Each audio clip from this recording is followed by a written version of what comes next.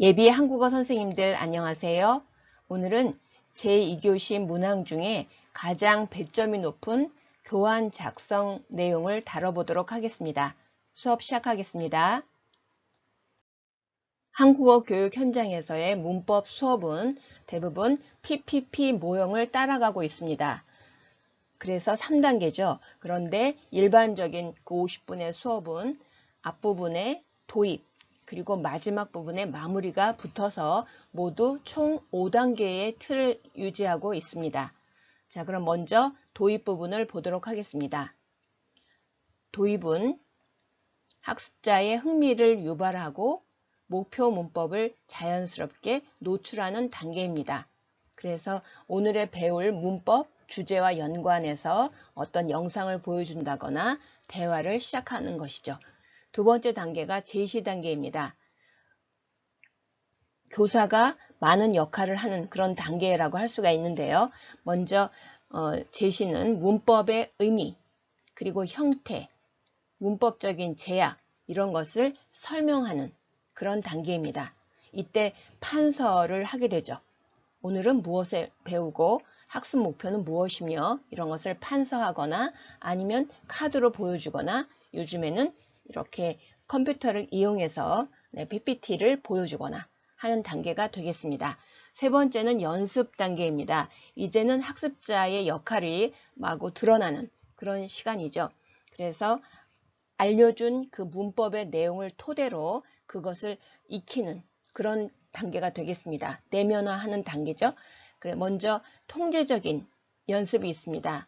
주어진 빈칸에 말을 그대로 어미만 바꿔서 문법만 바꿔서 쓰는 단계.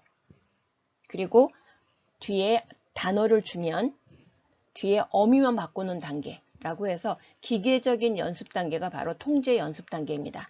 그 다음 단계가 반통제 또는 유의미한 연습 단계인데요. 이것은 주어진 어떤 질문을 듣고 오늘 배우게 된 문법을 사용해서 다양하게 대답을 할 수 있는 정해진 답이 있을 수도 있고 그래서 범위가 조금은 넓어졌죠. 통제 연습 단계에서는 주어진 답이 한 개여서 그것만 가지고 바꾸는 단계라면 유의미한 연습 단계는 다른 어휘를 사용해서 그 상황에 맞는 답을 할 수 있는 조금은 여유가 생긴 그런 연습 단계라고 볼 수 있겠습니다. 자, 통제를 지나 유의미한 연습을 통해서 좀 더 자유롭게 학습자가 익히는 단계라고 할 수 있겠습니다. 그리고 네 번째 단계가 활용입니다. 활용은 오늘 배운 문법을 가지고 과제를 수행하거나 실제 의사소통 상황 속에서 문법을 자유롭게 사용하는 경우죠. 예를 들면 하고 싶은 일에 대해서 아니면 이번 주말에 하고 싶은 일에 대해서 서로 친구와 대화를 나누는 이야기라면 고싶다를 배웠다면 오늘 뭐 하고 싶어요? 그리고 오늘은 뭐 여행을 하고 싶어요. 그럼 어디에 가고 싶어요? 이렇게 해서 대화가 조금 길게 이루어져서 대화문을 완성할 수 있는 그런 단계가 바로 이 활용 단계가 됩니다. 그래서 기계적으로 연습을 하고 그걸 조금은 좀 확장해서 연습을 하고 이제는 나의 생활과 연관지어서 또는 주어진 대화의 주제와 연결지어서 조금은 넓게 익힐 수 있는 단계라고 보시면 되겠습니다. 마지막 단계가 마무리입니다. 마무리는 교사가 오늘 배운 내용이 무엇이었는지 확인하고 한번 확인 질문도 하고요. 이렇게 해서 완전히 학습자가 익혔는지를 확인하는 그런 단계가 바로 마무리 단계가 되겠습니다. 이때는 오늘 수업의 내용 다음 차시에 배우게 될 내용도 암시도 해주고 그리고 오늘 배운 것을 워크북에 쓴다거나 아니면 글쓰기로 활용한다거나 오늘 대화에서 만든 것을 대화문을 만든다거나 이렇게 해서 과제도 부여하게 됩니다. 자, 그러면 이 5단계를 하나씩 자세히 들여다보도록 하겠습니다. 자, 도입 단계입니다. 도입은 목표 문법이 들어간 자연스러운 대화를 유도한다. 그리고 학습자가 알고 있는 관심이 있는 그런 지식에 대해서 이끌어내는 그런 단계가 바로 도입 단계가 되겠습니다. 자, 이때 필요한 것은 보통 시각 자료를 많이 활용하죠. 영상이나 사진. 이게 무엇인지 아느냐? 뭐 질문으로 시작해서 뭐 날씨가 주제라면 오늘 날씨 어떻냐? 라고 해서 질문을 할 수도 있겠죠. 그리고 교사가 목표 문법이 포함된 문장을 자연스럽게 발화를 합니다. 그럼 학습자의 대답을 유도하죠. 틀리더라도 여기서 지적을 하거나 하진 않죠. 맥락이 통하는지만 우선은 보여주고 그래서 뒤에 제시 단계로 넘어가게 되는데 이때 도입 단계가 너무 길어지지 않게 보통 5분 정도, 50분 수업에 한 5분 정도 할애를 하고 있습니다.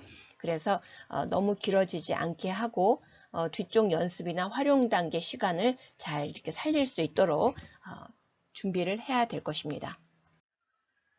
두 번째 수업 단계가 제시입니다. 제시는 목표 문법의 의미, 형태, 제약 이 세 가지 부분이 드러나야 하는 단계죠.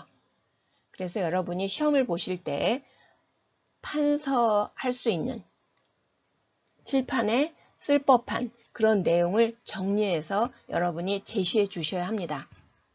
먼저 의미 부분인데요. 자, 의미 부분에서는 목표 문법이 필요한 상황, 자주 쓰이는 그런 맥락 이런 거를 제시해서 어떤 상황인지를 알려주고 학습자가 대답을 하게 하고 이런 과정을 통해서 오늘 배우는 문법이 어떤 의미를 가진 건가 보다 라고 추측할 수 있도록 이런 상황들을 교사가 제시하게 됩니다. 제시하면서 문장을 만들어 나가죠. 그리고 또한 그 문법이 어떤 규칙을 갖고 있는지를 연습하기 전에 알아야 되는 지식 단계가 되겠습니다. 그래서 이 단어가 받침이 있는지 없는지에 따라서 이 문법이 어떻게 바뀌는지 그리고 불규칙 활용이 될 경우에는 어떻게 어미 변화가 일어나는지 자, 이런 정보들에 대해서 규칙을 알려주고 설명하는 그리고 표로 보여주는 그런 단계입니다.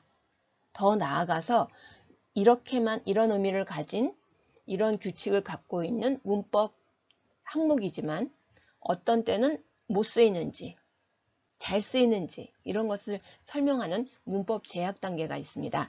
자, 문법 제약에 대해서 뒤에 오는 후행문이 청유문, 명령문과 잘 어울리는지 어울릴 수 없는지 예를 들면 아서 같은 경우는 밥을 먹어서 빨리 가자 이렇게는 안 되죠.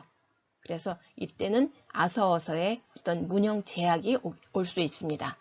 그리고 주어 제약도 설명할 수가 있고요. 주어가 선행문과 후행문이 같아야 하는지, 달라야 하는지, 달라도 되는지 뭐 이런 제약들이 있죠. 그리고 과거형이 올 수 있는지 없는지 또는 품사, 동사에 연결될 수 있는지 없는지 이런 것들을 보여주는 문법 제약에 대해서 설명이 들어가야 합니다. 그래서 이 의미, 형태 규칙과 문법 제약이 판서 안에 일목요연하게 제시가 되어야 합니다.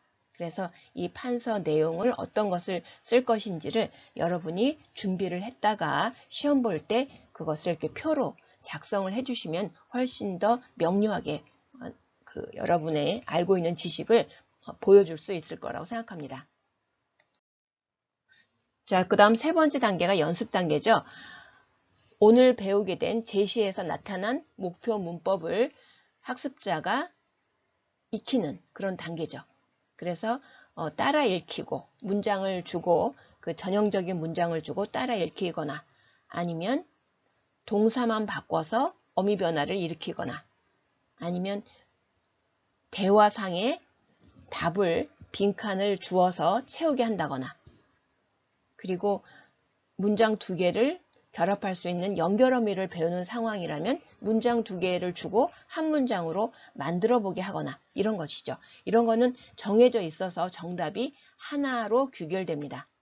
그래서 기계적인 연습이라고 하는 거죠. 그 다음 두 번째 연습으로는 유의미한 연습이 있겠습니다. 대화를 완성하는 거죠.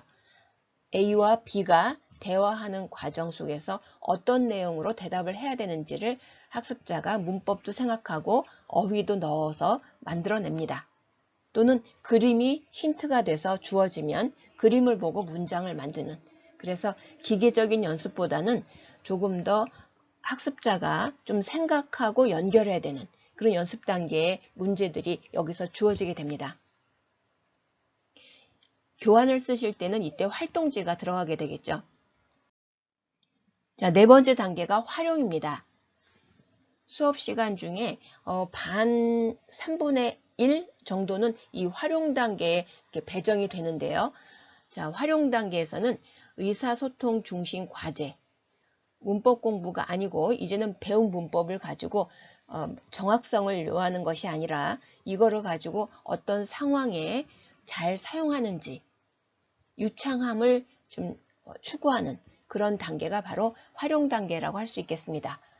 자, 그래서 예를 들면 의료고 하다라고 한다면 이번 방학에 대해서 방학 계획에 대해서 이야기를 해보자 라는 큰 주제 하에서 이번 주말에 뭐 하고 싶어요? 뭐 할 거예요? 뭐 하려고 해요? 그러면 본인이 생각하는 것을 얘기하고 의료고 하다를 넣고 내가 지난주에는 뭐뭐 하려고 했는데 이번 주에는 뭐뭐 하려고 해요. 뭐 이렇게 해서 배운 문법을 가지고 최대한 그 과제 중심 주제에 맞는 대화를 완성해 나가는 그런 단계라고 할 수 있겠습니다.